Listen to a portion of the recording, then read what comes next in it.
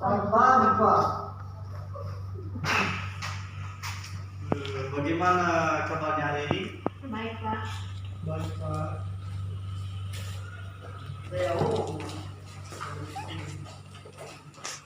Baik, sebelum kita mulai materi kita pada hari ini, sebelumnya mari kita berdoa dulu yang dibawakan oleh Spiritus Layak. Silakan Ustaz. Singkat aja.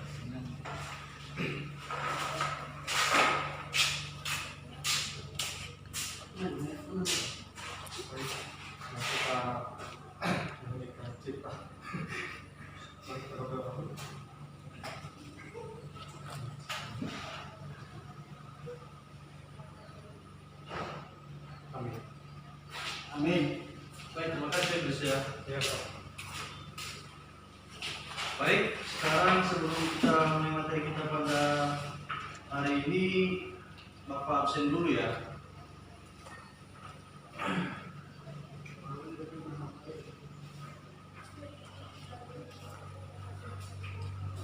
Febrius Laya, Ada, Pak. si Wardi Laya, Ada, Pak. Faustus Akhilaya,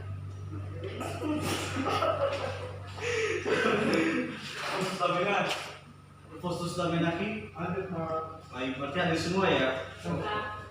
Baik, karena sudah absen, sekarang kita masuk pada materi pada hari ini yang berjudul mengenal demokrasi.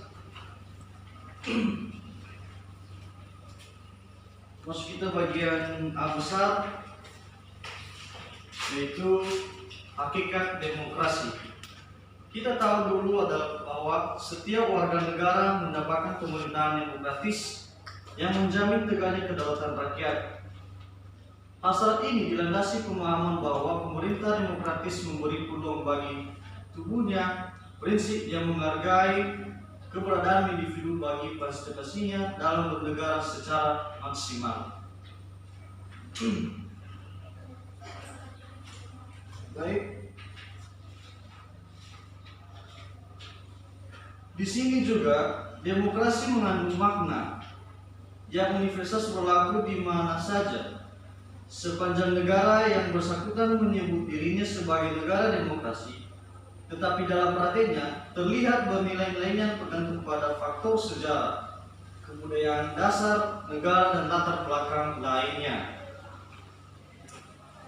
Kedua, masuk kita di sejarah perkembangan demokrasi. Perkembangan demokrasi atau lebih tepatnya sebagai gerakan demokratisasi telah terjadi di semua pelosok negara di dunia. Layaknya sebuah gelombang perkembangan demokrasi mengalami pasang surut, sehingga memang dapat dibenarkan bahwa perkembangan demokrasi ini telah membentuk gelombang demokrasi.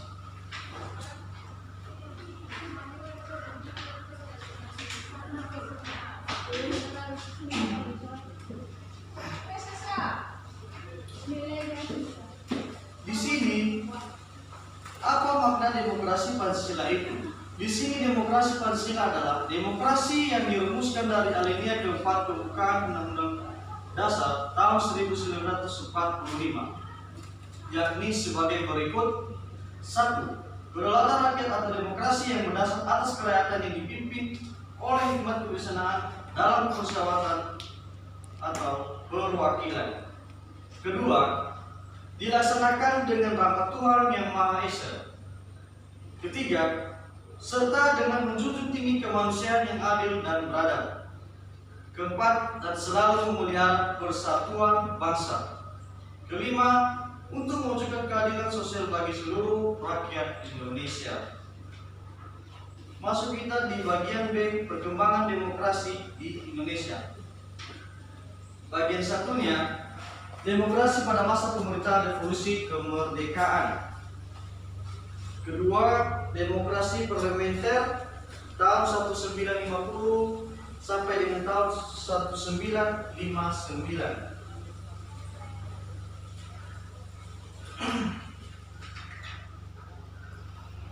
Sekarang masuk kita bagian C, Pentingnya kehidupan demokrasi dalam bermasyarakat, berbangsa, dan bernegara. 1. Kehidupan demokratis yang bagaimana yang kita kembangkan. Di sini, sebagai demokrasi yang berakar pada budaya bangsa, maka kehidupan demokratis yang kita kembangkan harus mengacu pada landasan ideal Pancasila dan landasan konstitusional. UUD 1945. Dan juga di sini berikut ditegakkan 10 pilar demokrasi Pancasila yang dipesankan oleh para pembentuk negara RI sebagaimana diletakkan di dalam Undang-Undang Dasar Negara Republik Indonesia tahun 1945. 1. Demokrasi berdasarkan ketuhanan yang Maha Esa. 2. Demokrasi dengan kecerdasan. Ketiga, demokrasi yang berkedaulatan rakyat. Keempat, demokrasi dengan rule of law. Kelima, demokrasi dengan pembagian kekuasaan. Keenam, demokrasi dengan hak asasi manusia. Ketujuh, demokrasi dengan pengadilan yang merdeka. Kedelapan, demokrasi dengan otonomi daerah. Kesembilan, demokrasi dengan kemakmuran. Kesepuluh, demokrasi yang berkeadilan sosial. Sekarang masuk kita di bagian D. Pelaksanaan demokrasi dalam berbagai kehidupan. 1. Bagaimana penerapan demokrasi dalam pemilihan pemimpin politik dan pejabat negara. 1. Seorang wanita tua menghadap Sultan Sulaiman Al-Qanuni untuk mengacu bahwa tentara Sultan mencuri ternak dombanya ketika dia sedang tidur. Setelah mendengar kegaduhan itu, Sultan Sulaiman berkata kepada wanita itu, "Seharusnya kamu menjaga ternakmu dan jangan tidur." Mendengar perkataan tersebut, wanita itu menjawab, "Saya mengira Baginda menjaga dan melindungi kami sehingga aku tidur dengan aman." Hikmat dalam Humor Kisah dan Pepatah 1998. Oleh karena itu, seorang pemimpin harus memenuhi syarat-syarat tertentu. Berdasarkan sistem demokrasi yang kita anut, seorang pemimpin itu harus beriman dan bertakwa, bermoral, berilmu, terampil, dan demokratis. Masuk kita di bagian E terakhir, lembaga-lembaga penyalur aspirasi rakyat. 1. Dewan Perwakilan Rakyat.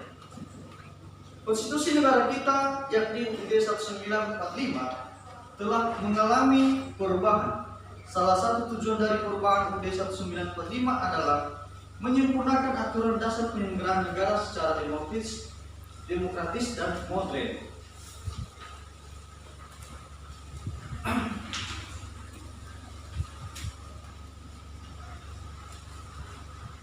Baik, sekarang masuk kita di pertanyaan ya.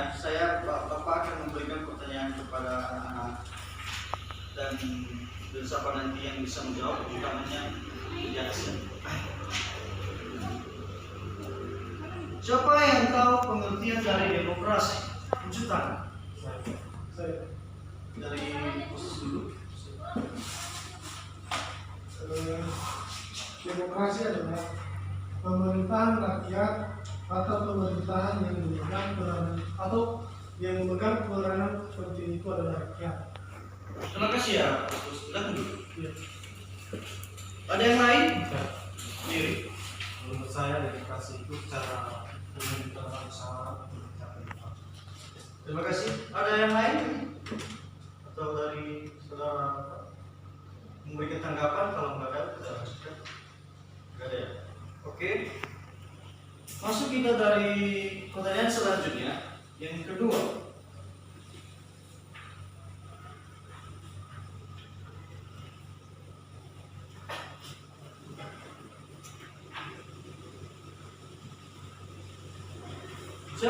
Siapa yang tahu pengertian dari demokrasi Pancasila itu?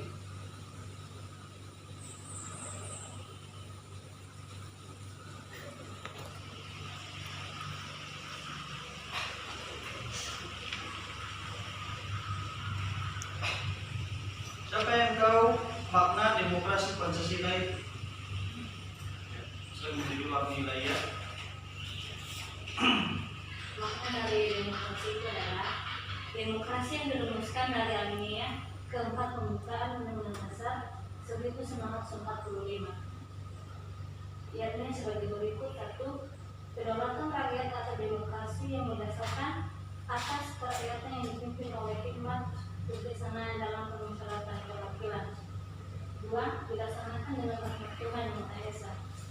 3. Serta dengan menjunjung tinggi kemanusiaan yang mulia dan beradab. 4. Dan selalu memelihara persatuan bangsa. 5. Untuk mewujudkan keadilan sosial bagi semua orang. Kasih ya Pak ini ya.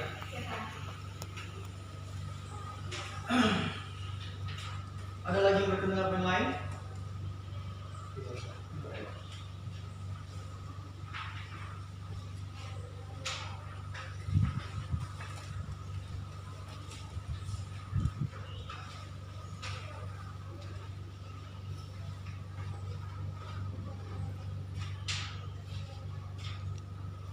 Baik, mas kita dalam pertanyaan yang ketiga, apa itu ciri-ciri demokrasi dengan sistem presidensial?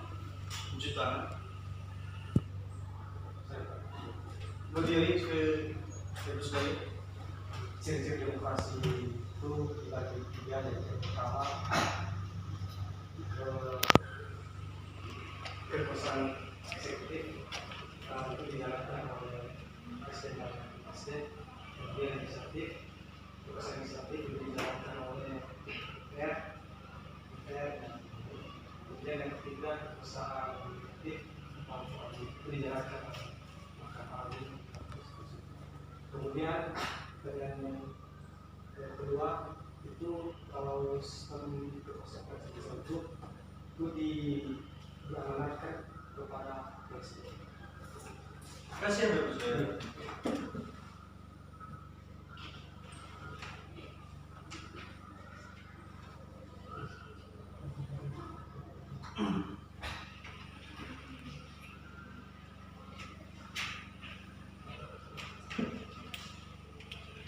Tidak ada lagi yang memberikan tanggapan yang lain?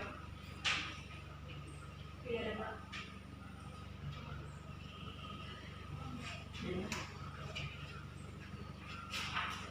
Baik, Bapak sedikit memberikan di sini kesimpulan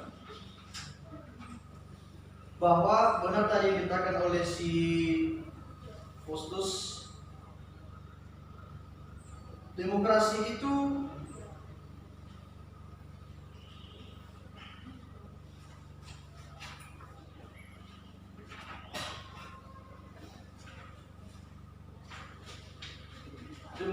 adalah pemerintahan rakyat atau pemerintahan yang rakyatnya memegang peranan yang sangat menentukan. Berarti di sini rakyat suatu negara dapat disebut sebagai negara demokrasi apabila memiliki struktur demokrasi sebagai berikut.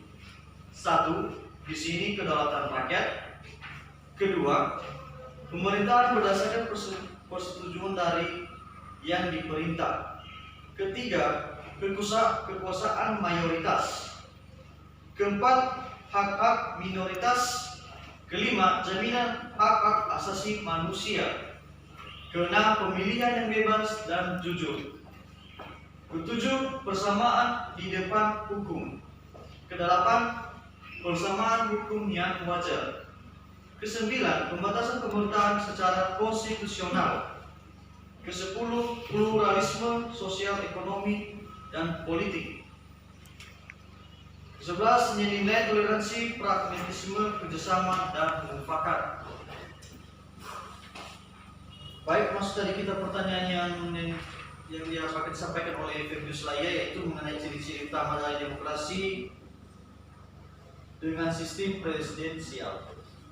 Memang benar bahwa yang dikatakan oleh Ferdius Laya tadi bahwa di sini mempunyai ciri demokrasi dengan sistem presidensial. Yang pertama, kekuasaan eksekutif pemerintah dan kekuasaan legislatif DPR serta kekuasaan yudikatif peradilan dipisahkan secara tegas. Dan yang kedua, kepala negara sebagai presiden langsung dipilih oleh rakyat.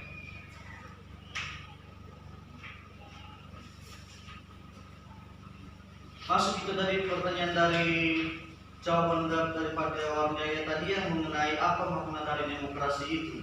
Memang benar, demokrasi Pancasila adalah demokrasi yang dirumuskan dari alinea keempat pembukaan Undang-Undang tahun 1945, yakni sebagai berikut. 1. Kedaulatan yang rakyat atau demokrasi yang berdasarkan atas kedaulatan yang dipimpin oleh hikmat kebijaksanaan dalam permusyawaratan atau perwakilan. Kedua, dilaksanakan dengan rahmat Tuhan Yang Maha Esa serta dengan menjunjung tinggi kemanusiaan yang adil dan beradab dan selalu memelihara persatuan bangsa untuk mewujudkan keadilan sosial bagi seluruh rakyat Indonesia. Di sini, apabila pelaksanaan demokrasi Indonesia mengabaikan ketuhanan Yang Maha Esa dan menunjukkan perbuatan tidak manusiawi, maka hal itu jelas bukan demokrasi Pancasila.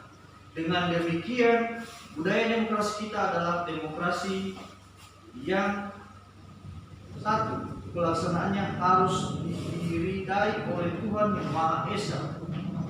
Kedua, dalam mengambil keputusan harus sesuai dengan peri kemanusiaan yang adil dan beradab. Ketiga, demi persatuan dan kesatuan bangsa. Keempat, keputusan diambil secara musyawarah untuk mufakat yang dipimpin oleh hikmat kebijaksanaan dalam permusyawaratan atau perwakilan. Kelima, untuk mewujudkan keadilan sosial bagi seluruh rakyat Indonesia. Baik, sekarang adakah yang memberikan tanggapan mengenai penjelasan dari Bapak yang disampaikan? Bahwa kesimpulan tadi bisa memberikan tanggapan sedikit saja. Ya, kan materi kita pada hari ini dengan tentang demokrasi, pasti kita nggak apalagi nggak asing lagi yang mengenai kata demokrasi. Apakah pengertiannya, terus penyebab dari manakah dia, kenapa bisa terbentuknya demokrasi? Apakah ada yang memberikan tanggapan sedikit? Ya, palingan juga jangan ada siapa. Maksudnya nggak harus diapakan sekali. Terus sedikit aja mengenai tentang demokrasi, terus apa saja penyebab dari demokrasi tersebut. Ada yang memberikan tanggapannya sebelum kita tutup materinya?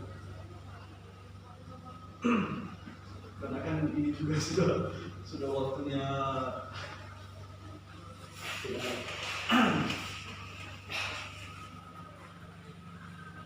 Bagaimana, nggak ada ya? Berarti udah semua ya, pasti udah mengerti semua tentang apa yang dimaksud dengan demokrasi ya. Tinggal apa lagi ya? Oke, baik. Hanya inilah demikian materi Bapak yang saya bisa sampaikan. Jika ada kesalahan dimaklumi ya, karena hanya aja baru belajar gitu ya. Ya, pasti punya kesalahan gitu kan. Baik, sebelum kita tutup materinya, kita kembalikan berdoa dulu sebelum kita balik ke rumah. Yang dibawakan oleh Ibu saya artinya 20 juga. Ibu saya.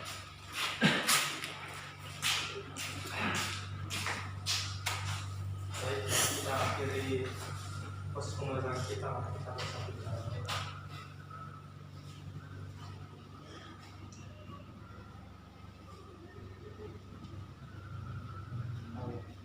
Terima kasih Bapak Sule. Baik, sekarang mari kita dan apa ya?